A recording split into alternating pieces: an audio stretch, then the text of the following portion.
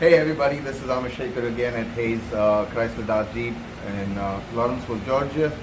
Like I said, I was going to make a comparison video of the new JL and the JK. I did not have a black Sport in stock with the hard top, so I just picked the white one. You still go through the features and look at what it compares side by side. Let me start off with the key fob. I kind of showed you a sneak peek yesterday. This is the key fob. It almost looks like an outer box for a key fob. I mean, it is sturdy. It's got this rubberized kind of a coating. Seems like if you drop it, it'll be still protected. You also have the lock and unlock and the remote start functions. How this works is, as long as the vehicle's locked, press this button twice and it'll start it up. Now, this is a base Sport. And but it is equipped with the option of remote start and the keyless entry. So if you get the remote start keyless entry, basically you don't have to use the key fob at any point. It just has to be in your pocket, purse. As long as you have it, you will grab the door handle, unlock it, get into the vehicle, press the button to start it, and you're good to go. Now, coming to the comparison of the front ends. As you can see, the older JK had a more straight grille, and of course they retained the 7-slot grille over there with the round headlamps. The headlamps are still 7 inches, so that's a very Jeep thing. They've always been 7 inches. But what they did is they added this kind of a curve over here, makes it look more aerodynamic, and also the headlights intrude into this last slot. This is a very CJ-like styling. That's what the Jeep designers have been claiming, that they've been inspired a lot by the CJ, and that's where the front end comes. Now, along with the design parameters, they've also improved a lot of functionality.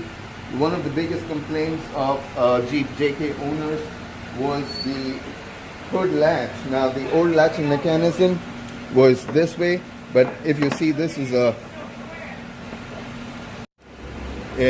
sorry, we got interrupted for a bit, but so this was a rubber, and what would happen was at high speeds, about 70-80 miles an hour, there would be some flutter in the hood itself. So they did two things to address that issue. One is they call it the different box latch. So this has no rubber parts in it. It is kind of sturdy, so you just do this and shut it. The other thing they did was they added the vent on the side, which the JK did not have. So it kind of created a high pressure area within the engine compartment, and this lets off some of the pressure. So these two things kind of got rid of that hood flutter, and they did a lot to do that. The Sport still comes with black plastic fenders, but they changed the design.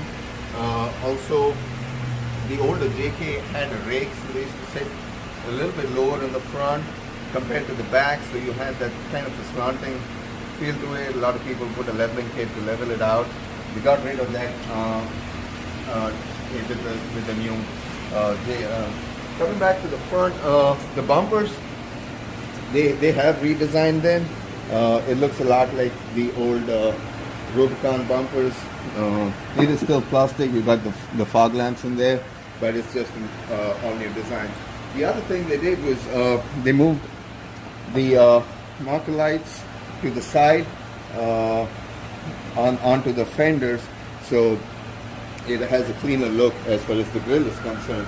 Now, this is the only brand, the designer said they were so confident about the identity of the grille that they did not care to put a Jeep logo up here. They just confident that people will look at it and they will know immediately it's a Jeep. But what they did is they moved it to the side, so they got this big Jeep logo on the side over there.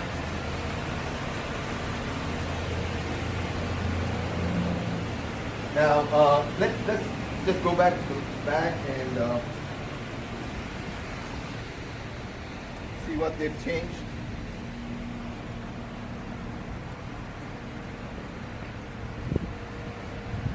So the biggest thing they've done is they moved the spare tire a little bit lower uh, compared to the older one, and also the tail lamp is a all new design, increasing the visibility from the back. The tail lamps are all new. They could be LED. This is a sport, so they just normal bulbs. But they changed the design. A lot of off-roaders are going to have this complaint about this protruding out, but they had to put it in there just because for the vehicles equipped with the blind spot monitoring and crosspath detection, they had nowhere else to put the sensors because the sensors had to look in both directions. So they had to protrude this out. The bumper, as you can see, is all new design. It kind of has a step now, which really in the older JK there wasn't a step.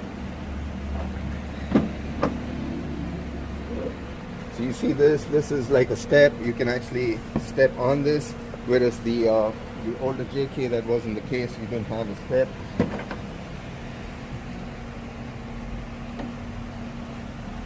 The other thing is the pull handle itself. So it is an easy pull function, whereas the JK had the you had to press this button.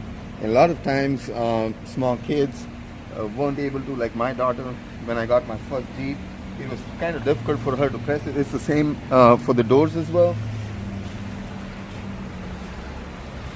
I think that's a big design improvement now, because you just grab the handle and pull it to open.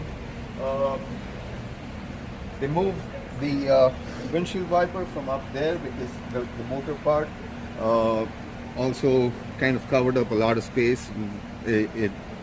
It didn't give good visibility, so they moved it down here, and it's smaller, so, and it gets stuck behind the spare tire. At the back, it's kind of similar, but it seems like we've got a lot more space in here compared to the JK. The JK is more shallow. It does have the holes for the screws where you can store them safely when you take the doors off or you take the roof off and put the windshield down.